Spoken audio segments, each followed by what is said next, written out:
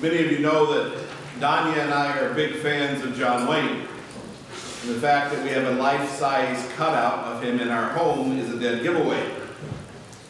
Anyway, one of our favorite movies is The Cowboys. And if you have never seen The Cowboys, it's about a man who needs to move a herd of cattle, but there are very few grown adult men to hire.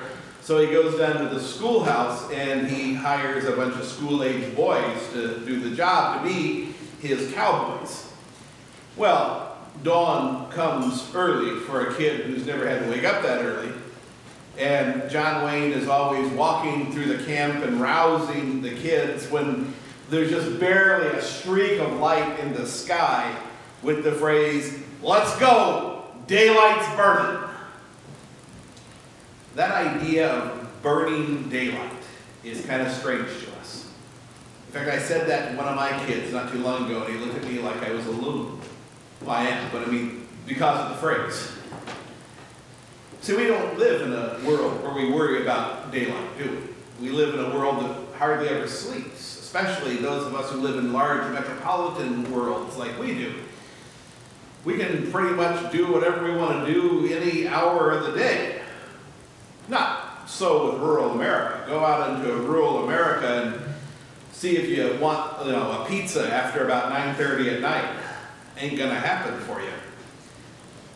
Rural America still operates much more with the daylight clock than we do. And of course, when St. Paul wrote his epistle to the Romans, there was obviously no electricity, and life was pretty much completely geared to daylight. See, light was not a commodity of which people had control. And in those days, it was a precious commodity because it was something they desperately needed to do their work. So you couldn't waste daylight by sleeping, hence the phrase, daylight's burning. You and I are also dependent on light in order to do work, but not dependent upon incandescent bulbs. We're dependent upon a different kind of light. Not daylight, but the light of Christ. Paul reminds us in Romans, "Besides this, you know the time, that the hour has come for you to wake up from sleep. For salvation is nearer to us now than when we first believed. The night is far gone, the day is at hand. So then, let us cast off the works of darkness and put on the armor of light."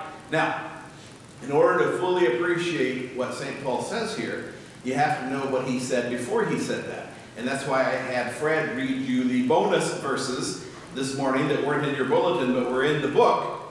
Because what he said just before he said this, he says, "For the commandments, you shall not commit adultery, you shall not murder, you shall not steal, you shall not covet, and any other commandment are summed up in this word, you shall love your neighbor as yourself."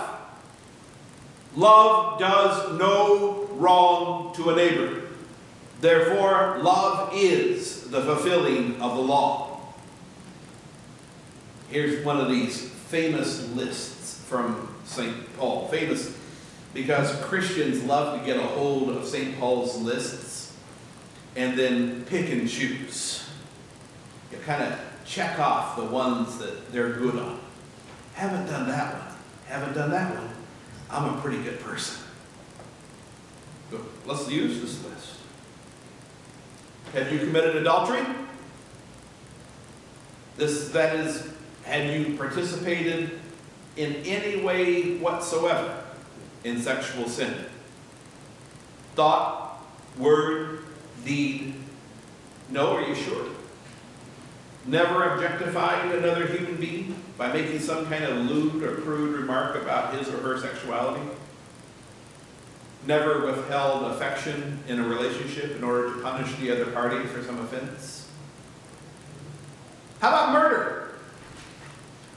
Ever verbally attacked another to his face or behind his back out of anger or revenge? Ever had an evil or hurtful thought about another person? See, we can go down this list and it gets very uncomfortable. Paul tries to stop us from our natural tendency of self-righteousness by giving us such lists and summing it all up with love. Love is fulfilling the law. If you're not loving someone in any way whatsoever, you are breaking God's law. And if you live under the law, even one infraction from conception to death means damnation. Trust me, Paul's point is never to provide a checklist of sins to make you feel better about yourself. All of his lists have the same point: to provide a towering wall of perfection to which you will never measure up, so that you will see that daylight is burning and you better get moving. Remember your baptisms. Eat and drink of the body and blood of Christ and get moving. He did not want the Romans or us to sit passively and stupidly happy with ourselves while people all around us went on with life not knowing Christ and would eventually go to hell. He does not want us burning daylight. He wants us to rely completely on the light of Christ for salvation. And never, never darken that light with ourselves. And always to invite others to come into that light. See, he's just given the Roman Christians a whole list of absolutely impossible tasks, summarized with the little phrase, and by the way, love perfectly. And you can imagine what those Romans are thinking. The same thing that many of us are thinking. Some of them, no doubt, are thinking with despair, knowing that they can never measure up to this list, and that they might as well just go sit in a corner and die. Some probably were a little indignant and angry at Paul. Who's this crazy guy from Tarsus to come in and start telling us how to live our lives and what laws we should be keeping? And no doubt the saddest group was probably the most religious group. They are the ones that were very satisfied with themselves because they had indeed kept all of these laws since birth, and in fact had decided that they deserved salvation because they were swell. Paul says to all three groups the same thing. Wake up, you bunch of ninnies! Well, I added the part about ninnies, but I think he was thinking it. How dare we waste daylight, either bemoaning what we cannot do, or straining our arms, patting ourselves on the back for what we have not done. We have work to do while we have the light of Christ. That light shines in us and through us. But there will be a time when he'll return and it'll be all over. And if people are going to see that light that's shining through us, we better get to work now, while it is daylight.